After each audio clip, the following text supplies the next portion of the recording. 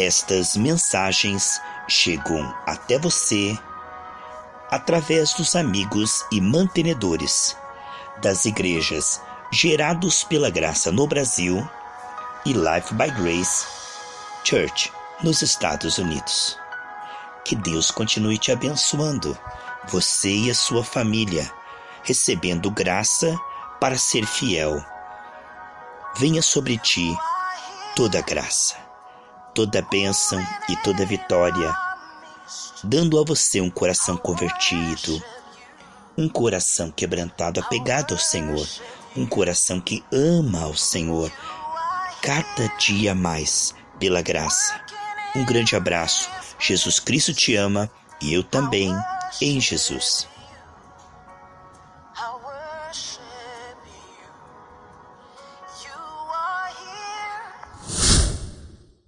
Meditações no Pai Nosso.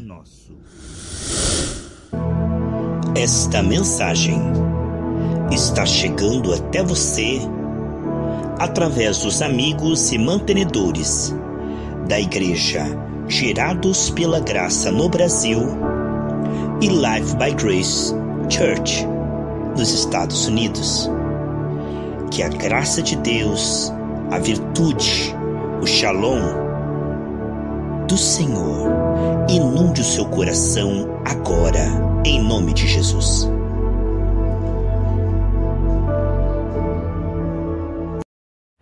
A paz do Senhor Jesus Cristo, queridos irmãos, Shalom. A minha Bíblia está aqui aberta. Mateus capítulo 6, versículo 9. Portanto, vós orareis assim: Pai nosso que estás nos céus, santificado seja o teu nome. Amados, este é um modelo, não é uma reza, é um chamado a uma comunhão tão abrangente e tão profunda ao Pai Nosso, que poderíamos estudar por meses e não conseguiríamos cobrir todo este tema, mas podemos sim meditar. Há promessas para quem medita na palavra, benefícios, vantagens, são leis espirituais que entram em ação quando decidimos investir tempo na presença do Senhor e da sua palavra. Jesus disse: nem ao menos uma hora, Pedro, pudestes vigiar. Olhe que a carne é fraca e você pode cair em tentação. Portanto, a maravilha de nós realmente temos esse excelente bom gosto e estarmos nos dispondo com a assistência do Espírito Santo. Ele disse: onde 2 ou 3 estiverem reunidos, em meu nome estou no meio deles. Quando nós nos realmente colocamos na dependência da graça, debaixo do sangue de Jesus, com humildade, temor e tremor, o Senhor diz: abre a tua boca e eu me encherei. Ficamos impactados, como quando nos dispomos a realmente buscar o Senhor, como Ele se deixa achar e como Ele se revela, e como a sua presença e o seu fluir podem mudar a nossa vida tremendamente. Estes momentos são preciosos para Deus também, assim como Maria, que parava tudo para de propósito buscar a face do Senhor, né?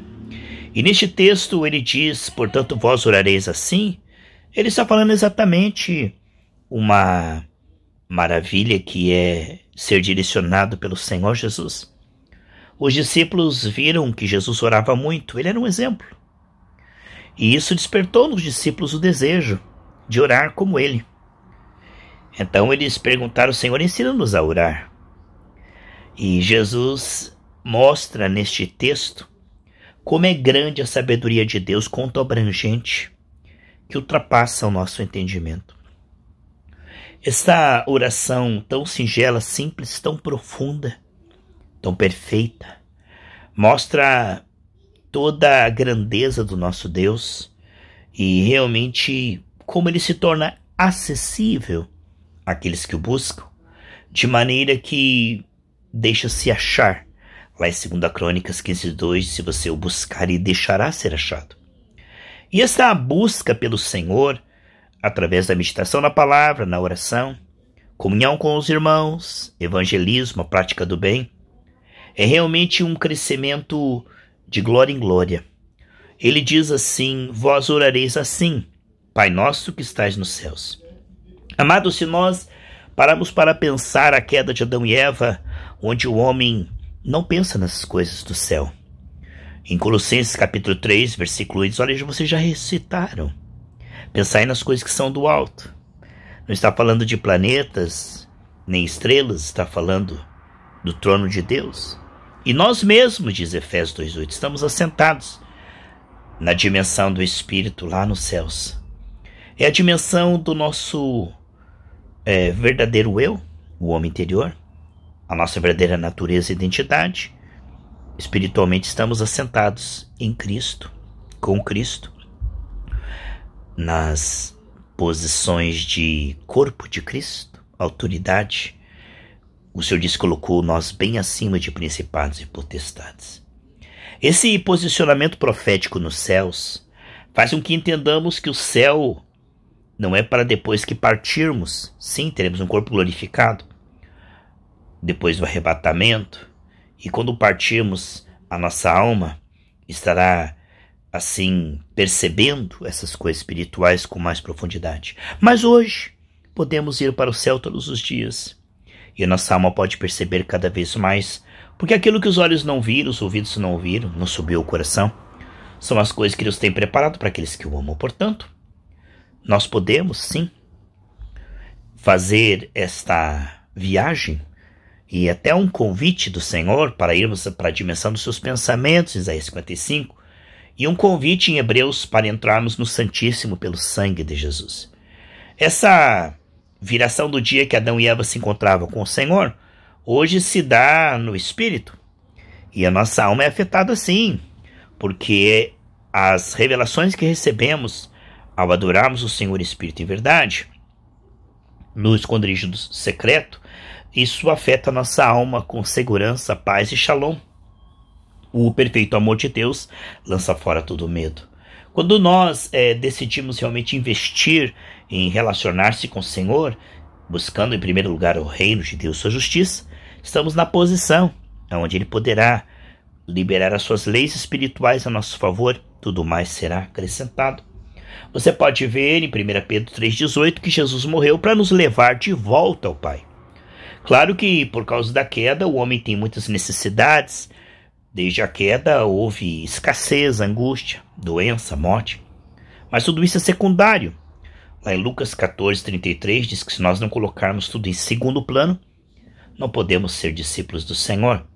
É quando nós compreendemos que fomos salvos para a comunhão. Aprofundar comunhão para perceber e revelar a sua glória. Como diz 2 Coríntios 3,18, e conforme contemplamos, nós refletimos. Aqui está, queridos preciosos irmãos, Pai nosso que estás nos céus. Isso nos chama a uma dimensão de solitude. Quando tu for orar, fecha a tua porta. Há uma comunhão com o corpo de Cristo, como diz em Colossenses 2,19, juntas e ligamentos.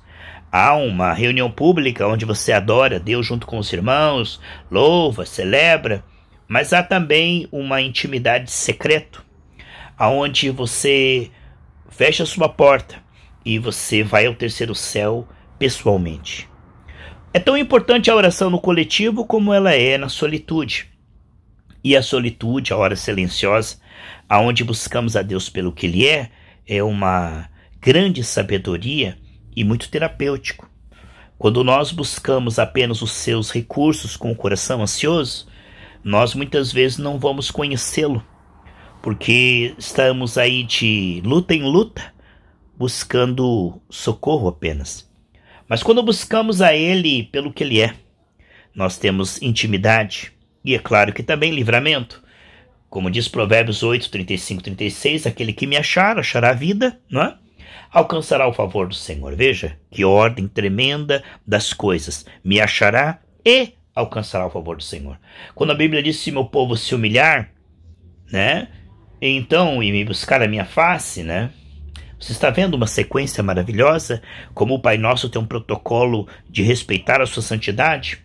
de vestes limpas, de humildade. Pela soberba o homem caiu. Pela humildade ele é levantado de glória em glória. É uma longa jornada de comunhão para espantar todas as bactérias do medo que entraram desde a queda. Essa busca do Senhor, como diz em Daniel 10:12, Daniel, homem muito amado, desde o primeiro dia em que aplicaste o teu coração a compreender. Veja, buscar o conselho, a se humilhar e a compreender, a se humilhar, a compreender e se humilhar, a se humilhar e compreender.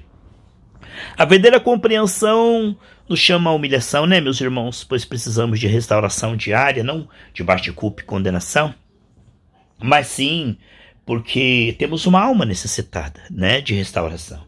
E essa busca de comunhão, esses momentos investidos, aonde nos humilhamos e buscamos comunhão, elas são muito raras. A religião não ensina, pula essa parte. É como pular a parte principal. Quando Davi aconselhou, lá em 1 Crônicas 26:9, para Salomão apegar-se a Deus, né? E servi-lo. Conhecer a Deus e servi-lo. É coisa tremenda, né, pessoal? Salomão pediu, quero sabedoria para te servir. E diz que no final, Salomão acabou caindo porque o coração dele não era apegado no Senhor. Deuteronômio 30, 19 e 20 diz que apegar-se no Senhor, disso depende da nossa vida. Portanto, a vida vem antes da obra e a comunhão é mais importante do que o serviço. Não que não venhamos produzir. Sim, nós vamos produzir muito, amém, pessoal? Fomos predestinados para as boas obras. Efésios 2:10, é claro. Mas se permaneceres em mim, dareis muito fruto, diz o Senhor, João 15:5. Então, o permanecer no Senhor, o relacionar-se com o Senhor, é o respaldo da nossa obra. A qualidade do serviço e do fruto depende de ser plantado nos atos do Senhor. É esse compromisso de renunciar o mundo, a carne e o inimigo, a cada dia tomar a cruz e seguir ao Senhor, vai fazer com que ele se revele. Porque uma oração que busca ele pelo que ele é, fará com que ele se revele.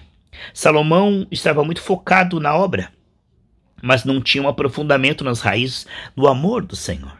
Por isso, é perigoso ter dons ou ter conhecimento ou buscar bênçãos e não buscar um aprofundamento no relacionamento com o Senhor. Hoje podemos perceber mais a Deus, adorar mais a Deus, né? Revelar mais a Deus do que ontem. E essa ginástica espiritual, onde nós estamos fortalecendo os lombos do entendimento, faz com que nós possamos ser abençoados sem ser idólatras. Quanto mais nos apegamos no Senhor, né? Onde está o teu tesouro, ali está o teu coração. Mais preparados estamos para aquilo que Deus pode nos dar, sem nos apegarmos naquilo, porque nosso coração já está apegado no Senhor. Quanto mais nosso coração se apega no Senhor, mais seguro é a herança, é a maturidade. Lá em Gálatas 4:1 diz que ainda que o herdeiro seja realmente digno por causa do sangue de Jesus de toda herança, enquanto ele for menino no entendimento, ele nada vai usufruir. Porque veja bem, pessoal, quando a Bíblia diz que o meu povo é destruído por falta de entendimento, nós precisamos compreender. Sim, nós precisamos compreender que ele se revela, tem espaço para se revelar, quando o buscamos de propósito, pelo que ele é. Isso fará com que nós tenhamos uma fé relacional.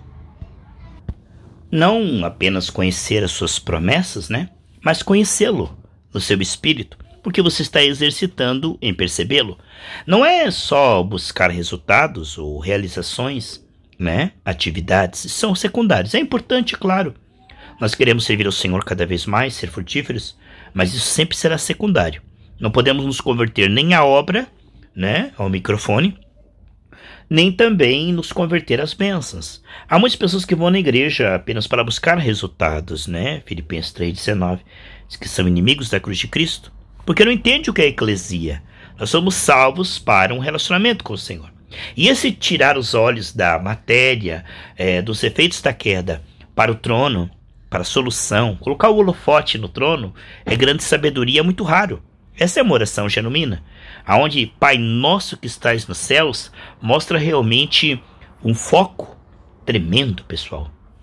Pai Nosso que estais no céu realmente mostra assim uma dimensão e um convite como é uma dimensão espiritual invisível, é necessário, sem dúvida, primeiro o Espírito Santo, né? Sem dúvida, a presença do Espírito Santo.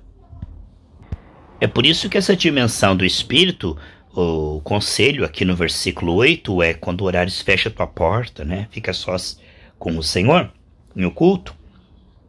Está falando que sem o Espírito Santo nós não podemos ver as realidades espirituais. Deus disse para Nicodemos, né? Olha, se você não nascer do alto, você não poderá ver o reino de Deus. Porque aquilo que os olhos não viram, os ouvidos não ouviram, não subiu ao coração, 1 Coríntios 2, o Senhor tem revelado àqueles que o amam. O mundo não vê, não percebe o Espírito Santo, o homem está morto. E a morte de Adão e Eva é perder a percepção e o interesse pelo próprio Deus. A religião pode até buscar resultados, né? Mas não relacionamento. Aí está a grande diferença, morte na panela, que é a religião. Quem é ovelha conhece a voz do bom pastor, né? Romanos 8,14, que os que são guiados pelo Espírito de Deus são filhos de Deus. Em Gálatas 4,6, que o Espírito Santo colocou em nós um gemido, Abba Pai. Se não extinguirmos o Espírito, esse gemido direcionado não se satisfará apenas com o resultado. Lá em Êxodo 33, Moisés disse, olha, Senhor, obrigado pelo anjo, mas se o Senhor não for comigo, não me mande para lugar nenhum.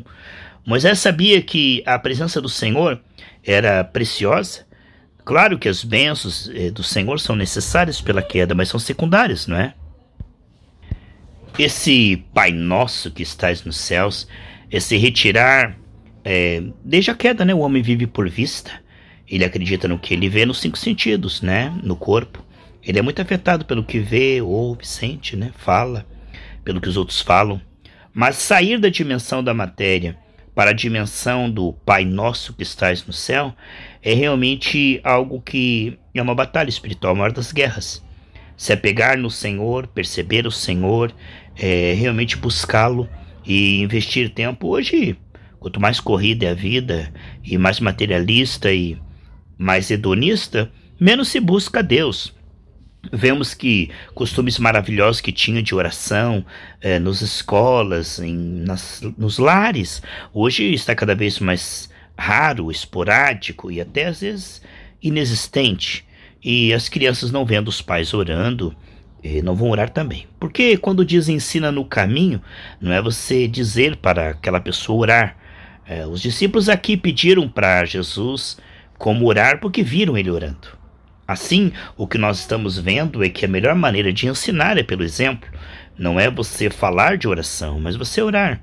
E ao ver o pai e a mãe orando, o filho também aprende. Por isso que nós somos contra a criança que já consegue entender ficar numa salinha. Nós cremos que a melhor coisa do mundo é a criança crescer na nave, vendo na nave da igreja o pai e a mãe orar, adorar. Isto é tremendo, adorar a Deus em família, em vez de ficar numa salinha lá, num cultinho separado. Claro que tem criança que às vezes por ser hiperativa, ser muito pequenininha, não entende nada do que está sendo dito. Uma salinha ajuda, porque a criança se cansa. Agora uma criança que já sabe ler, uma criança que sabe entender, e uma criança que pode cultuar a Deus, não quer assistir uma aulinha, né? Isso é para crianças, bebês. Agora, para uma criança, Jesus estava lá no templo, junto com seu pai. Quando o Cornélio, lá em Atos 10, ele recebeu Pedro, estava lá crianças, adultos, jovens, adolescentes. E a palavra é a mesma, não tem que ter linguagem jovem, nem modernismo, nada. A palavra é do arrependimento, da santificação. E a unção ali tremendo, né? Todo mundo junto. E a criança vendo o pai ali, dobrando o joelho, orando, clamando. Isso é uma escola tremenda, que não pode ser perdido. A criança, ela crescerá muito mais ali naquela atmosfera da nave do que tendo uma aulinha na salinha. Eu acho que a aulinha na salinha é para criança que não sabe entender o que está acontecendo na nave e ainda é secundário, porque se a criança estiver ali com o pai na nave, a atmosfera ainda é tremenda. Eu, assim, acho que em última instância é uma salinha, mas isso é secundário, terciário, porque isso não tem respaldo bíblico, né? Jesus diz, vinde a mim as criancinhas. Queriam impedir as criancinhas de ir até Jesus. Jesus falou, deixe elas virem, porque delas é o reino do céu. Hoje, com o aumento das crianças autistas ou hiperativas, geralmente se querem tirá-las da presença, porque elas não entendem, ficam agitadas, acabam gritando, acabam, vamos dizer assim, não deixando com que as pessoas escutem o culto. E em alguns casos, para a criança, aquilo ali é porque ela não consegue entender. É necessário uma aulinha, necessário um espaço para elas. Mas, de um modo geral, Deus curou o autismo também. E ele sabe que não é atrapalho. A criança nunca é atrapalho. Eu acho que quem tem problema é o adulto que não suporta uma criança. O adulto que se perturba com a criança caminhando, o adulto que se perturba com a criança chorando, ou sabe? Eu acho que este adulto é que tem problema, porque Jesus quer as criancinhas, e na igreja primitiva não havia, ele proibiu que proibissem as crianças de ir até ele, né? Então, pastor, mas nessa linha Jesus está lá também. Sim, amados irmãos, mas nem sempre a mesma unção, né? Quantas igrejas que eu já fui que a salinha lá colocava uma coisa na televisão, uma brincadeirinha, às vezes até, claro que se for uma professora preparada vai ter a mesma unção do púlpito, né? Mas nem sempre é assim, meus amados irmãos. Já vi colocarem adolescentes totalmente despreparados para uma coisa totalmente sem sentido. É como se substituísse. Aí não tem a posição de mãos na criança, aí a criança não está vendo como que é um culto realmente, perde aquela atmosfera de libertação. Então, eu acho que as crianças já têm muito tempo fora da igreja com internet, muito tempo fora da igreja com atividades, com escola, com tudo. Quando ela for para a igreja, é para ir para a igreja. Quando ela for para ir para a igreja, é para realmente ver como o pai, como a mãe adora a Deus, ser ensinado para guardar os seus pés, né? Já ensinar, já no carro, não fala, fica quietinho, escuta, não se mexe, não fica correndo. Você vai treinando a criança e ela vai obedecendo, porque a igreja é para ensinar a palavra, não é para educar a criança, né? Quem educa a criança a não ser bagunceira é os pais. Então a criança vai chegar ali com reverência, vai chegar ali e vai ouvir a palavra. Quantas vezes eu vi, meus amados irmãos, que eu participei muito tempo dando aula para jovens na igreja católica, uma reverência tremenda. Na igreja católica as crianças ficam ali 1 hora, nem pisca, nem fala e nem se mexe. Por que aqui nas igrejas evangélicas as crianças não conseguem ficar paradas? Tem que ensinar a criança, depois de uma certa idade, olha aqui, você veio para ouvir a palavra, você não veio aqui para outra coisa. Claro que criança pequena, vamos dar um exemplo, 5 anos, 6 anos, criança pequenininha, ela não consegue ficar parada muito tempo. Não tem problema nenhum ela caminhar, ela ir na salinha, né? Mas a criança que já consegue abrir a Bíblia, a criança que já consegue ler a Bíblia, a criança, né, a partir dos 6, 7 anos, que consegue entender o que o pastor está falando, deve ser incentivado. Essa ideia de que a criança não está entendendo nada, que ela precisa de algo diferente, é uma ideia nova, é uma ideia atual, né? Mas não é uma ideia bíblica. Achar que o Senhor não consegue falar com a criança, achar que o pregador não será capaz, né, de pregar uma palavra onde o Espírito Santo, entre o que nós estamos falando e a criança, está o Espírito de Deus. E ele filtra, ele sabe como fazer com que a pessoa entenda.